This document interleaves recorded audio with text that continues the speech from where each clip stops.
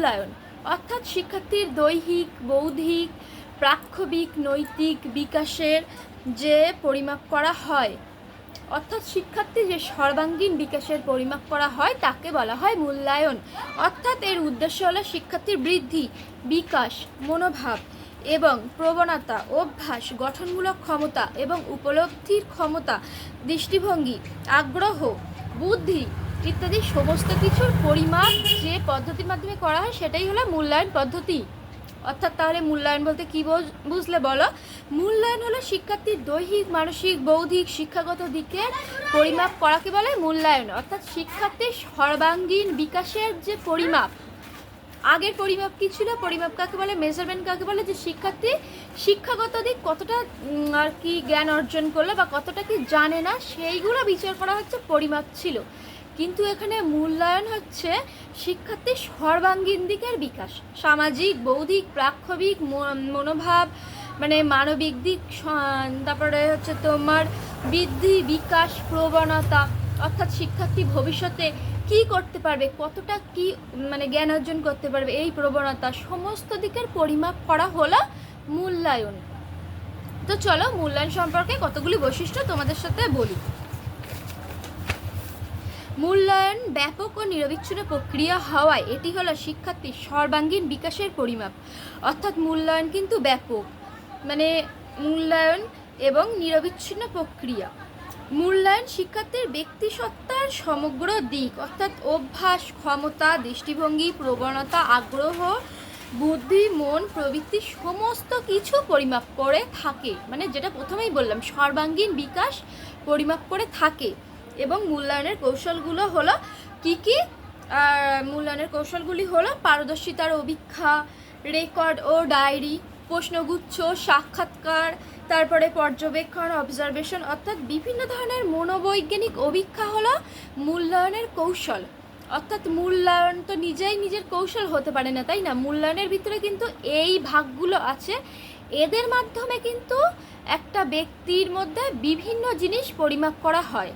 যেমন বললাম যে হচ্ছে পারদর্শিতার অভিক্ষা মানে অ্যাচিভমেন্ট টেস্ট, এবং রেকর্ড ও ডায়েরি, প্রশ্নগুচ্ছ, সাক্ষাৎকার, তারপরে পর্যবেক্ষণ ইত্যাদি। আর পরিমাপের ক্ষেত্রে কি বলেছিলাম কৌশল?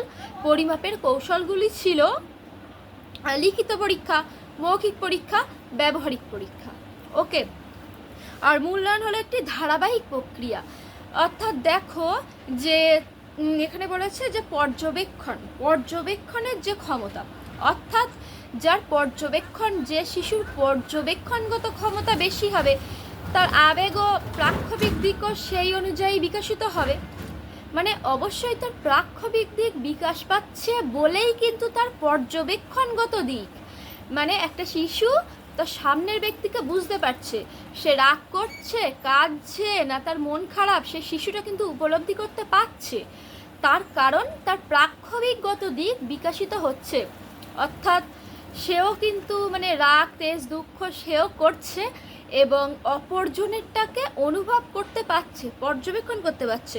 তাহলে দেখো একটার সাথে একটা কিন্তু লিঙ্ক এখানে, ঠিক আছে? যেরকম তোমাদের বলি যে এখানে বলা যেতে পারে যে অবশ্যই তুমি যদি ভালো অঙ্ক পারো, অবশ্যই তোমার বৌদ্ধিক দিক বিকশিত হচ্ছে, তাহলে তুমি নিশ্চয়ই ভালো অঙ্ক পারছো। কিংবা তোমার বৌদ্ধিক দিক কিন্তু বিকশিত হচ্ছে, তাই তুমি অপরকে তোমার মনের ভাব বোঝাতে পারছো, তাই নয় কি? তাহলে একটার সঙ্গে একটা লিঙ্ক আছে, তাই না? তাহলে এই মূল্যায়ন হলো একটি ধারাবাহিক প্রসেস, কন্টিনিউয়াস প্রসেস। মূল্যায়ন শিক্ষার্থীর পরিমাণ ছাড়াও শিক্ষার্থীর গুণগত দিক পরিমাপ করে। তো যেটা আগে বললাম যে পরিমাপ শুধুমাত্র ব্যক্তির ভিতরে পরিমাণগত দিক, মানে কতটা কি হচ্ছে না, কতটা কি হলো না, কি ব্যর্থতা হলো, এইসব দেখে। মানে যেসব মানুষ সমাজে দেখবে শুধু খুদ ধরে ধরে বেড়ায়, আমার তো মনে হয় তারাই পরিমাপ করে। আর যারা এই মূল্যায়ন, অর্থাৎ যে মূল্যায়ন শিক্ষার্থীর পরিমাণগত দিক ছাড়াও কিন্তু গুণগত দিক বিচার বিবেচনা করে, পরিমাপ করে, তাই না? মূল্যায়ন কোনো অবস্থাতেই কিন্তু কোনো শিক্ষার্থীকে বর্জন করে না। যেটা আমরা পরিমাপে দেখেছিলাম যে শিক্ষার্থীকে কিন্তু একটা নির্দিষ্ট মানদণ্ড অতিক্রম না করতে পারলে তাকে কিন্তু বাদ দেওয়া হতো। কিন্তু এই মূল্যায়নে দেখো, মূল্যায়নে কিন্তু কোনো অবস্থাতেই, মানে সে শিক্ষার্থী তুমি যত খারাপই হোক কি যত বাজেই হোক না কেন, কোনো অবস্থাতেই কিন্তু তাকে বাদ দেওয়া হয় না, ঠিক আছে? বরং সেই শিক্ষার্থীর ত্রুটি কোথায় সেটা জেনে সেই শিক্ষার্থীর মানে একটা ভালো যে শিক্ষণ ব্যবস্থা তার কিন্তু প্রবর্তন করে এই মূল্যায়ন। অর্থাৎ শিক্ষার্থীর ত্রুটিগুলো কোথায় খুঁজে সেই ত্রুটিগুলির প্রতিকার কিভাবে সম্ভব সেটা কিন্তু মূল্যায়ন বলে। ওকে, যেমন তোমার ডায়াগনস্টিক টেস্টের পরে হয় রিমিডিয়াল টিচিং। ডায়াগনস্টিক টেস্ট তোমরা জানো কি, আমি আগের ভিডিওতে বলেছিলাম, যারা দেখুনি তারা দেখে নেবে, যে ডায়াগনস্টিক টেস্ট হলো শিক্ষার্থীর যে শিক্ষণগত যে দুর্বলতা অক্ষমতা সেইগুলো কিন্তু ডায়াগনস্টিক টেস্ট, এবং এই ডায়াগনস্টিক টেস্ট করার পরে কিন্তু আসে রিমিডিয়াল টিচিং, অর্থাৎ রিমিডিয়াল প্রতিকারমূলক শিক্ষণ, যার মাধ্যমে শিক্ষার্থী তার ত্রুটিগুলির প্রতিকার হবে এবং করবে, ঠিক আছে? এবং এই মূল্যায়নের ভিত্তিতে ভবিষ্যৎ নির্দেশনা দান অধিকাংশ ক্ষেত্রেই নির্ভরযোগ্য হয়। তা আমাদের পরিমাপের ক্ষেত্রে কী ছিল, যে ভবিষ্যতের নির্দেশনার মাধ্যমে সবসময় নির্ভরযোগ্য ছিল না, কিন্তু এই মূল্যায়ন পদ্ধতিতে কিন্তু ভবিষ্যৎ নির্দেশনা দানের অধিকাংশ ক্ষেত্রেই কিন্তু নির্ভরযোগ্য হয়, কারণ এইটা কিন্তু মূল্যায়ন কিন্তু অনেক নির্ভরযোগ্য সেই জন্য, ঠিক আছে?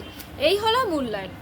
তো আশা করি মূল্যায়ন নিয়ে আর কোনো কোশ্চেন নেই। যদি কোশ্চেন থেকে থাকে তো কমেন্টে জানিও, আর হচ্ছে অবশ্যই সাবস্ক্রাইব করে দিও, আর ফেসবুক থেকে দেখলে ফলো করে দিও। ওকে।